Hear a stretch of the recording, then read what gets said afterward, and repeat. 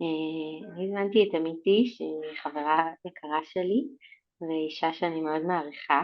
אה, כן, אל החרוז הזה, אל הסיפור הזה, בסיפור 555.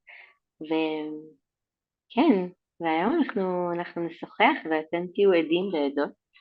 אה, כן, עמיתי היא מורה ומטפלת ואמנית שעוסקת בתהליכי חיבור והתמרה. אה, כן, והיא אישה פשוט קסומה. והייתי מאוד שמחה להזמין אותך לספר על עצמך וככה להציג את מה שבא לך לחשוף לנו היום. יש.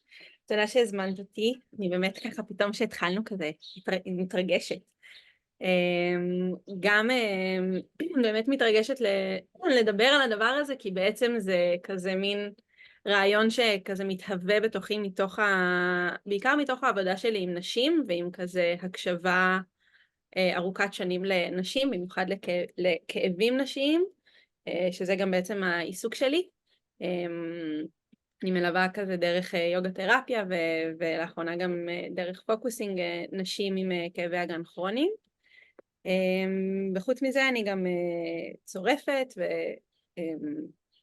וחיה בתוך גוף של אישה בעצמי, אז כזה החוויה הזאת של מה שנתתי לו את הכותרת היום של תפיסת הזמן הנשי, כזה מתהווה בי מתוך זה, כי אני מרגישה שככל שהקשבתי יותר לכזה סיפורים אישיים של נשים, ככל שהקשבתי ליותר נשים כיחידות פרטיות, יותר ויותר עלתה בי הסקרנות לחוויה הכוללת שלנו כנשים בעולם הזה.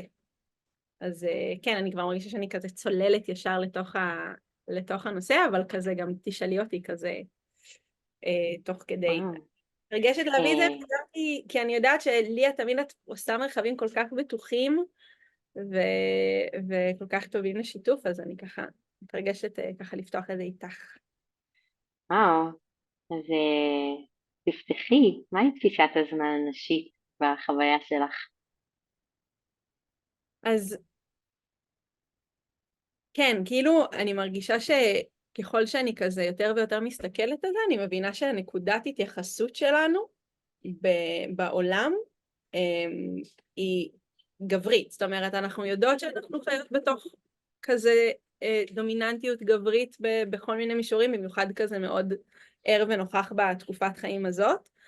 אבל כזה יצא לי הרבה לחשוב על זה שבאמת נקודת ההתייחסות שלנו לעצמנו, גם ברמה הגופנית, שגוף של אישה הוא מבחינת המדע והרפואה עד היום, כאילו זה לא כזה תפיסות ישנות, זה ממש עד היום מבחינת המדע והרפואה, אישה היא 70% מגבר, פשוט 70% ממשקל הגוף, וזה נכון בנוגע למינונים של תרופות, וזה נכון בנוגע לפרוצדורות ניתוחיות, וזה נכון בנוגע כאילו דברים שמאוד ממשיים לבריאות שלנו, עדיין נשים נתפסות כפשוט מין גרסה מוקטנת של גוף גברי.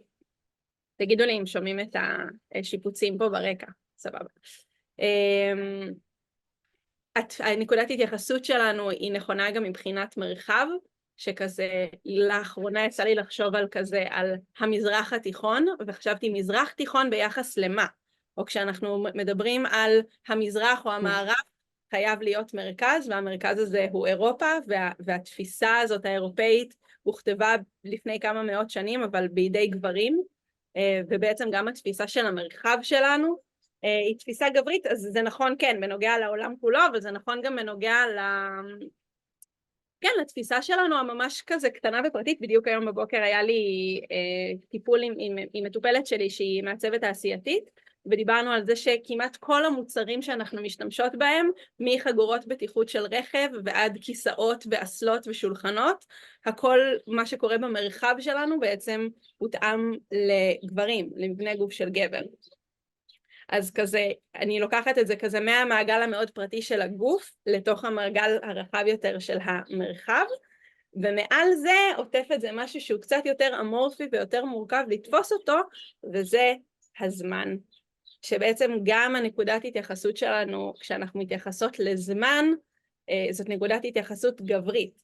כלומר, החל בשבוע שמחולק ל7 ימים, או חודש שמחולק בכלל על ידי כזה מלכים אירופאים שגבו מיסים, וכל כך, זה כבר כל כך נולדנו לתוך זה, וזה כבר כל כך מוכתב לנו. אני תמיד מרגישה שהזמן הוא מרחב שקצת, הוא משהו שקצת יותר קשה לנו לתפוס, הוא כל כך ברור לנו מאליו שאנחנו חיות בתוכו, אז אנחנו אפילו לא תופסות את המימד שלו, את המימד שיש לו בעצם בחוויה של הקיום של עצמנו. אז כן, וככל שאני מלווה נשים ורואה שמה קורה לנשים כשהן מתחברות לחוויה המחזורית שלהן, אני מבינה שאנחנו בעצם כנשים חיות באיזשהו ג'טלג, ואני אמשיך כזה להרחיב על זה עוד בהמשך, זה כזה הליבה של מה שאני רוצה להביא כאן, אבל בעצם כנשים אנחנו חיות בג'טלג, מהתפיסה של הזמן האישית שלנו, של האופן שבו הגוף שלנו פועל.